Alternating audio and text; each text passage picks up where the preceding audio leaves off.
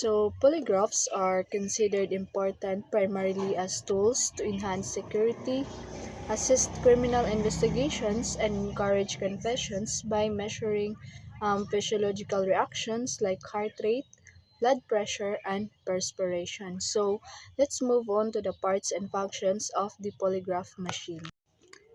So, the Lafayette polygraph machine, it is a device used in detection examinations. It records several physiological reactions of a person while answering. So, the main parts and their functions, first is the pneumograph. So, the pneumograph measures the breathing pattern of the subject, the rate of and depth of the breathing. So, the two rubber tubes are placed around the chest and abdomen. The second is the cardiosphygmograph.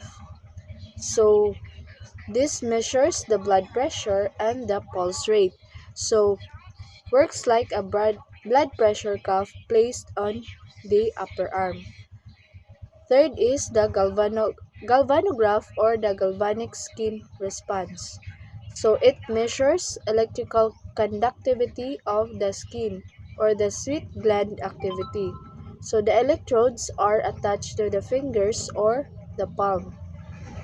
The movement sensor or the set pad or activity sensor.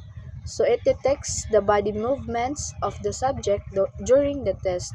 So it helps the examiner know if the subject is trying to manipulate the results by moving. So the fifth is the recording system or the computer unit. So it records and displays all physiological data collected from the sensors. In modern Lafayette polygraphs, the data appear as charts or graphs on a computer's screen. So keyboard or examiner input device. So the function is to use by the polygraph examiner to mark questions and responses during the test. It helps organize the recorded data.